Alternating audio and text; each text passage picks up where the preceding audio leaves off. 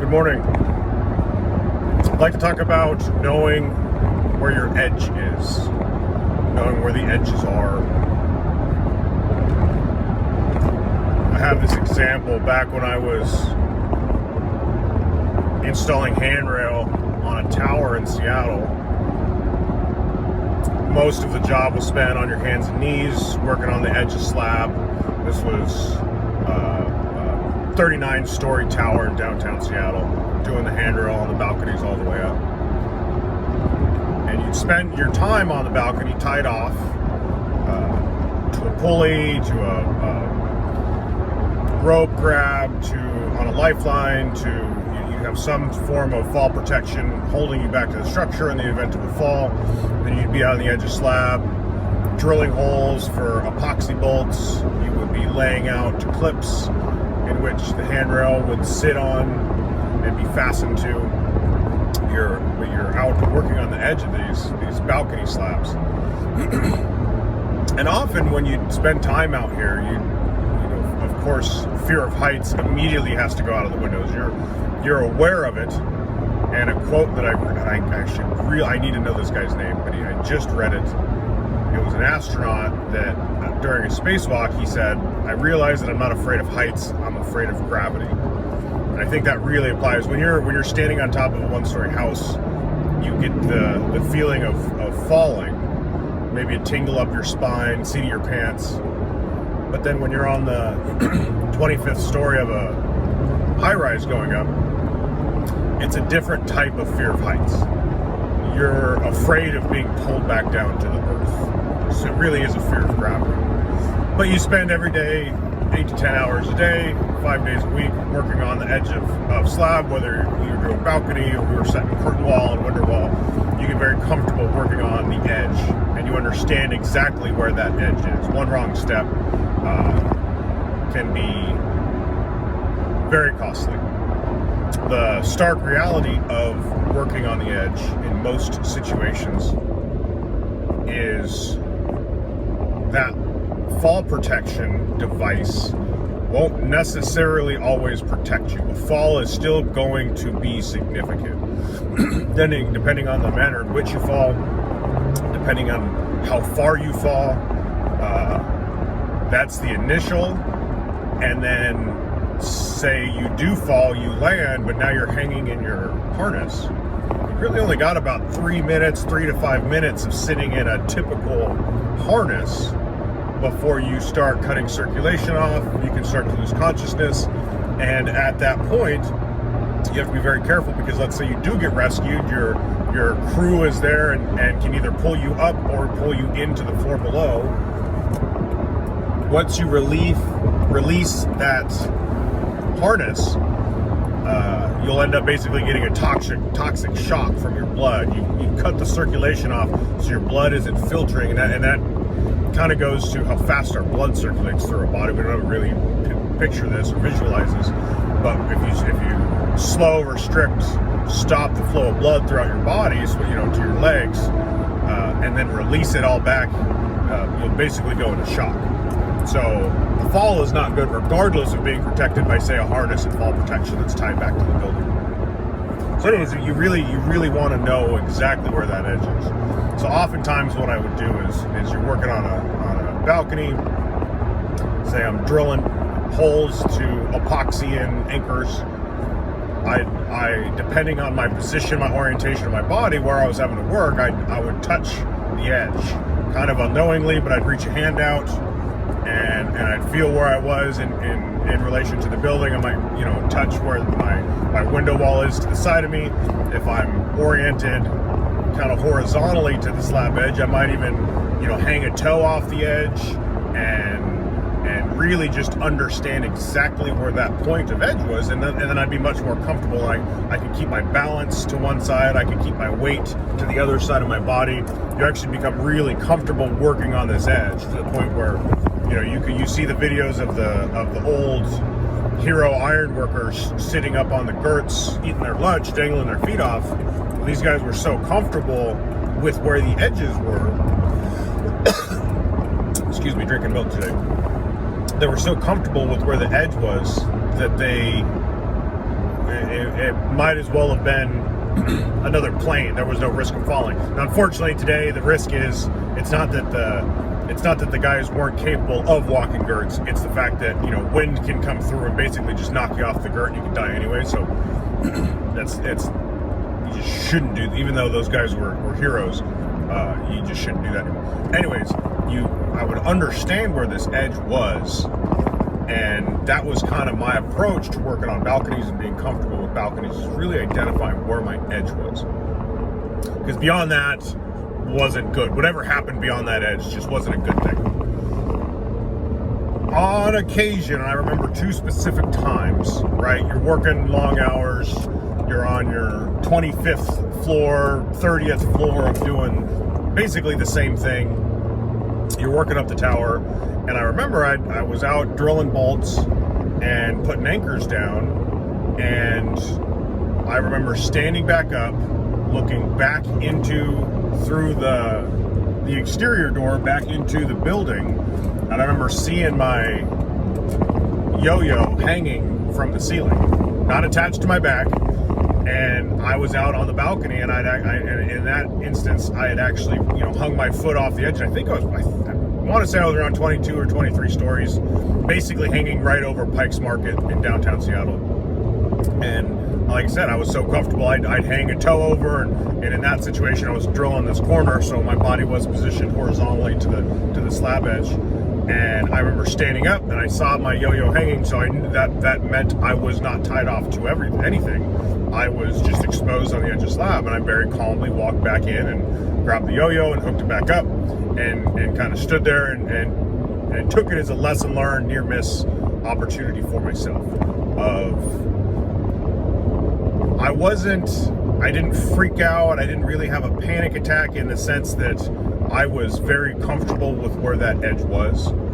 You have to be very comfortable with where your edges are working in that situation in the first place. But it was a lesson learned in that the winds can pick up, something else could happen, you can trip and fall.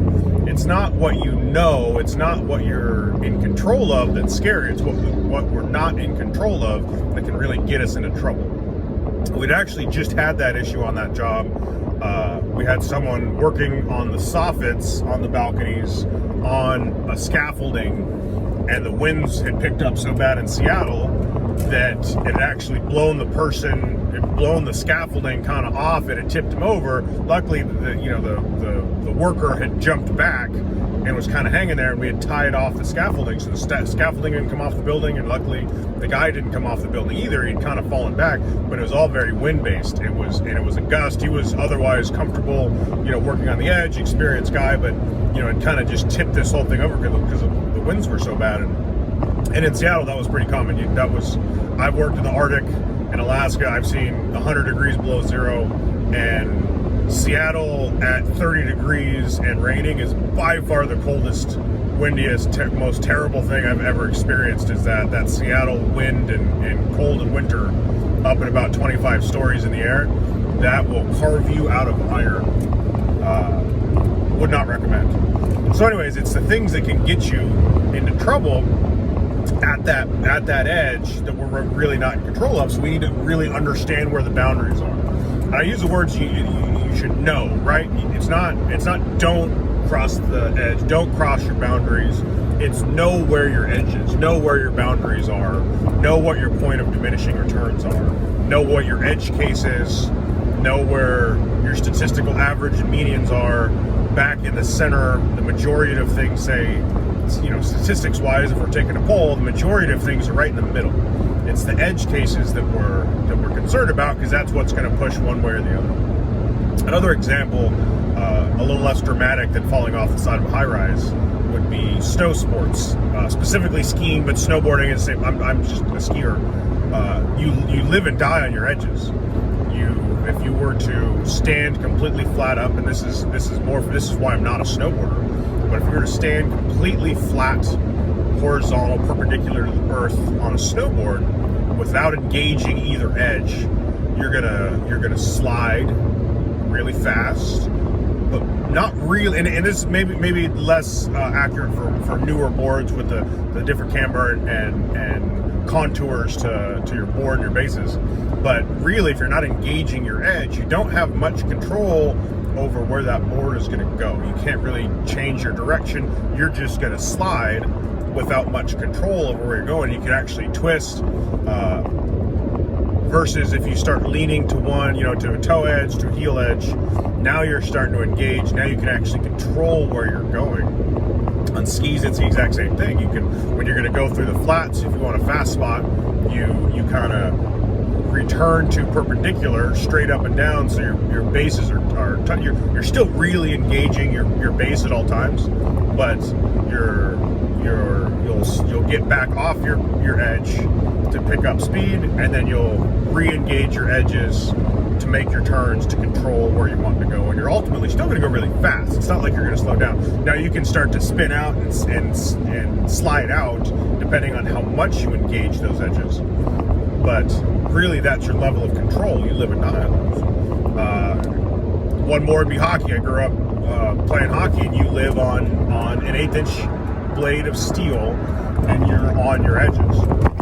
You're constantly on your edge. You should never be flat-footed. That was a big term in hockey. It's don't be flat-footed. Always be engaged in your edge. You should always be striding.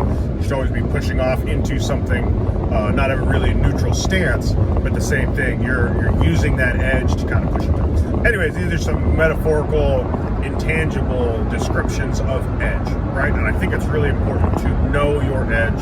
It applies across quite a few different disciplines, into sports, into life, and I think this is one of the key tenets of any, and we'll just call it project, interchangeable with challenge, project management, right? If you're trying to complete a task, we have these kind of groupings of overarching lessons that we should know. How do we approach these things? We started this whole thing off with know what's in your tool bag, right? That's really important. If you're going to do it, if you're going to raise a child and rear a child, if you're going to complete a simple task at home, on the house, if you are managing a $500 million project, the first step should always be know what's in your tool bag. What are your capabilities? What tools do you have at your disposal? What are your strategies? What is available to you to use for this task? It's a little different in that it's not as, I think knowing what's in your tool bag is the first step and probably the most repeated step. But knowing where your edge is, I think comes into play is probably the most important, purely philosophical aspect of project management, task management, is knowing how hard to push, knowing where your edge is, knowing when to stop, knowing how to align your efforts towards your goals. And this kind of gets into a little bit deeper here, where if you spend your time, if you waste your time at the fringe, at the edge, focused on, not to continue to use that word too much, but if you focus on the edge too much, you're going to lose sight of the direction that you should be heading in. We get into this with fire drills and being reactive. I've got my 8-hour day planned out. Here's the things that I must do. Here are the things that I should do. It'd be really nice if I made progress on the other things, that I could get to these few elective, hey, this would be great if I could get started on these things. That's our plan, and then ultimately what happens is we get a fire drill, somebody asks for some help, we need to take care of this, and it can blow your entire day or your entire week. I would assume most of us know what that's like. In my particular line of work, that happens to me more often than not, is I'll have a nice 8 to 10 planned out, and then something will come up in a 7 o'clock email, and I will spend the rest of my day doing that thing. If you ultimately just spend all of your time doing those things, you'll end up in the reactive, and you'll stay in the reactive. Now you can't do all the things that must be done, should be done, or would be nice to do. You can't predict what's going to happen next. You can't get in front of things. You can't really schedule out. So you're really now you're pushed back off to the edge. You've got this main runway of tasks and items and strategies to move you forward to get to your goal, to complete your task. Ultimately, we're here to complete a task, right? I guess some people, if you're not trying to complete anything, if you're just going through the motions, then that wouldn't apply as much to you. But really, if you're trying to complete a goal, if you've aligned your energy towards your goals to complete this task, this project, to complete whatever it is you're trying to complete, you should be focused on progression. You start getting into fire drills, you're going to veer off course a little bit. I know Elon talks about this quite a bit. There was I believe it was with Everyday Astronaut.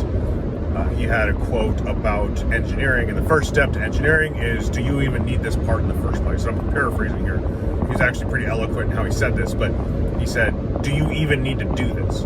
Do you need to waste any time engineering this? Do you need to calc this? What is this part? And I think the example he gave is they were struggling with something on one of the Teslas, and they couldn't figure out the solution. It was it was a supply chain thing. It was a compatibility thing. They couldn't figure it out. And finally asked the question. He goes, what is this part for? Do we need this? Ultimately, it turned out to be something. It was something that was needed in the manufacturing process, but wasn't needed for the ultimate car. Something that, say, like separated a battery during the process. You wouldn't scratch this. And he asked, well, can we just get rid of this part? And I said, well, I guess, yeah. But they'd spent all this time and energy and money, and they didn't have any solutions in sight for this problem that ultimately didn't need to be solved. So the first step should be, do you even need to do this in the first place? Then you can kind of go through the hierarchy of Elon's engineering and say, well, can you substitute it? Can you eliminate it? How can you change it so that it's easier to solve? Don't just fall in love with the equation. Don't just fall in love with the engineering. And that's come up in a couple of different areas. I don't know who to attribute the quotes to, but don't fall in love with the problem. You'll have people that, you're getting real close to solving it. We've got a lot of good work. We've had a lot of good studies. We have this great data. We're getting really close, and ultimately all you're doing is you're just really defining the problem. You're defining the equation. You're not solving anything really. Yes, that data could be used for something else. Ultimately, you could find the problem, but if your goal is this solution over here, but you're spending your time and energy solving this other part of this complementary issue, you're not ultimately still focused back on your original challenge. You're out on the edges. And again, know where your edge is. Is that an edge case that can be deleted? What's the weight of that? Is that critical path? Do you need to complete this to progress the rest of the project? Or is this something that, yes, this does need to be completed, we do need to sort this out, but an outside the box solution could adequately solve this part of the equation, and we can move forward. We also need to think about boundaries and edges in our own productivity. There's a point in which you can really overwork yourself. You can push people, you can push things to a point of breaking. Point of diminishing returns applies more to things than I would say people, because with people you have kind of a yield point effect. It's a steel term, but there is kind of a yield point effect with people. And if you don't know what that looks like, just Google yield point phenomenon in steel and metallurgy. And basically what happens as you start to stress a piece of steel, it'll ramp up, you're increasing the stress on it, and then what happens is it looks like it breaks, but then it takes a little dip, and it continues on, and you're actually applying more and more force to it. And you have this kind of a curve, depending on the type of steel and how plastic it forms. It'll continue on, then at some point you have your ultimate break, and then it'll fail at that point. But you have this interesting point where you're stressing, it kind of breaks down a little bit, and then there's quite a bit more room for it to continue on. You can add a lot more force to the steel. I feel like that really applies to humans, in that when you push yourself, you're not really ever getting to the edges unless you really, unless you're a Goggins or a Haynes, and you can really push yourself to those levels. But without, we'll cry uncle, we'll stop, we'll beg for mercy way before we're actually at the point where we need to stop and beg for mercy, right? I've had yoga teachers that were really good at this, and specifically hot yoga, and everybody's like, oh, I'm gonna pass out, I'm tired, and they'll kind of laugh at you, going, unless you actually get dizzy and have to sit down, you're not trying that hard. If you can verbally articulate, I'm really hot and tired, I would like to sit down because I don't feel good. Obviously, you're not at the point of physical exertion where you're going to pass out. Now, you can get there pretty easily, especially with hot yoga. I've been at the point where I've got tunnel vision and got dizzy and I have been sat back down. But if you just, at that point in which you say like, oh, that's just really uncomfortable. It's hard.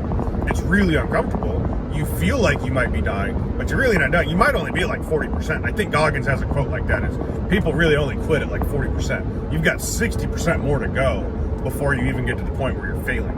So, a yield point phenomenon for someone like a Goggins is, he's gonna break through a couple of different yield points, right? Realign his crystalline structure and carry on. But for normal human beings like the rest of us, really there is an edge. That edge is a lot further. However, we need to know where that edge is because it'll ultimately affect us, right? So when you're younger, your 20s, your early 30s, I think it's important to really get out there and push the boundaries of yourself. How you might feel like you're redlining. This is a lot of work. I'm working long hours. I'm really stressed out. Good. Okay, now take it back. You need to push your boundary a little bit, identify where that line is, and then bring it back a little bit and operate there. And after a little while, you'll surprise yourself with how comfortable you get. And I'm a product of this after having come to the oil field, worked in, billion-dollar high-rise operations. You can get to the point where you're really, really stressed out, and then you bring it back a little bit, and you can operate there for a long time. And then more often than not, you're like, man, I'm actually kind of getting bored at this level. Let me take it a step further. I never thought I'd say that, but your billion-dollar tower jobs, you'll get bored. It's hard. You gotta really focus on what you're doing, where you're at. But you got to know your boundaries, know how hard you're pushing, because ultimately, if you push way over your boundaries, that's just as bad, and you might not even know it. You might not really be able to understand where that line is and how it's affecting you. So you need to know where your edges are, how to work over them, how to work behind them, how to work right on the line. Just make sure you know where your edge is.